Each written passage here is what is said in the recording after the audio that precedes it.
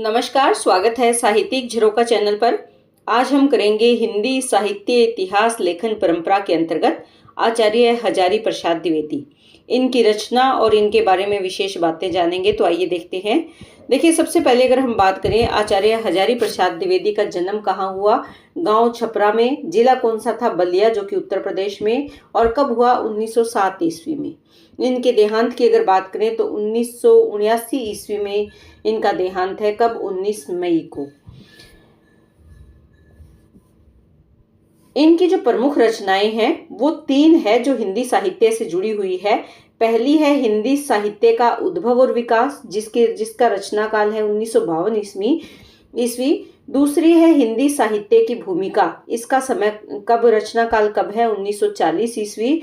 और तीसरी है हिंदी साहित्य का आदिकाल, ये कब रची गई, 1953 ईस्वी में।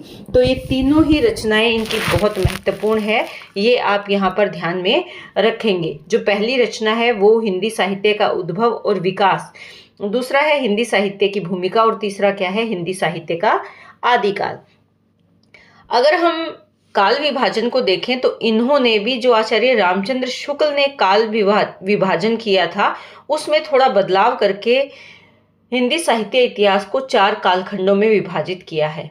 पहला, जिसे आचार्य शुक्ल ने वीरकाल कहा या वीरगाथा काल कहा, उसे इन्होंने क्या कहा है, आदि काल कहा है। समय इसका माना है 1000 ईस्वी से 1400 ईस्वी तक। दूसरा, इन्होंने भक्ति काल, जो कि 1400 से लेकर 1600 ईस्वी तक स्वीकार किया है। तीसरा कौन सा है, रीति काल, जिसका समय काल इन्होंने 1600 ईस्वी से लेकर 1800 ईस्वी तक माना है। आधुनिक काल का समय काल इन्होंने 1800 ईस्वी से लेकर 1952 ईस्वी तक स्वीकार किया है। तो ये काल विभाजन किसका है, आचार्य हजारी प्रसाद द्विवेदी का है, ये आप ध्यान में रखेंगे। उसके बाद इनके बारे में कुछ विशेष बातों की अगर बात करें तो आचार्य हजारी प्रसाद द्विवेदी आचार्य शुक्ल के सबसे बड़े आलोचक माने जाते हैं। इन्होंने शुक्ल के वीरगाथा काल को आदिकाल कहकर पुकारा है। इन्होंने आदिकाल को अत्यधिक विरोधों एवं व्याघातों का युग भी कहा है, कि उस समय में बहुत ज़्यादा विरोध और समाज में उसे किसका युग कहा है, व्याघातों का युग भी कहा है। कई बार ये पेपर में पूछा जा चुका है कि आदिकाल को किसने अत्यधिक विरोधों और व्याघातों का युग कहा है, तो वो हजारी प्रसाद द्विवेदी ने कहा है, ये आप ध्यान में रखेंगे। काशी हिंदू विश्वविद्यालय में हिंदी विभाग के अध्यक्ष, नागरी प्रचारिणी पत्रिका के संपादक और उत्तर प्रदेश ग्रंथ अकादमी के अध्यक्ष के रूप में इनकी सेवाएं बहुत ही सराहनीय रही हैं। इनकी प्रतिभा से प्रभावित होकर लखनऊ विश्वविद्यालय से इन्हें किसकी उपाधि मिली थी, डी लिट की उपाधि इन्हें प्रदान की गई थी।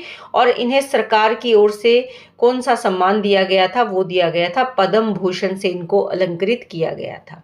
ये दोनों बातें आप यहाँ ध्यान रखेंगे।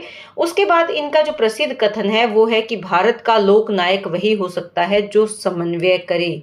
समन्वय यानी जो समानता करे, समाज में समन्वय स्थापित करे।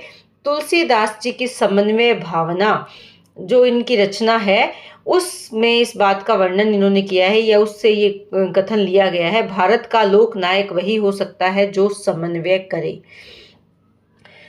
कुछ इनको जो महत्वपूर्ण सम्मान दिए गए, 1962 ईस्वी में बंग साहित्य अकादमी द्वारा इनको टैगोर सम्मान से सम्मानित किया गया, और 1973 ईस्वी में साहित्य अकादमी पुरस्कार सम्मान से भी इनको नवाजा गया। तो ये इनके बारे में विशेष तथ्य थे जो कहीं ना कहीं पेपर में पूछ लिए जाते हैं, तो आप इनको बहुत ध्यान से करेंगे। तो उम्मीद करते हैं कि जो मैं ये छोटी छोटी चीज़ें आपको करवा रही हूँ ये आपके लिए उपयोगी होंगी, ऐसी मेरी कामना है। बहुत बहुत धन्यवाद।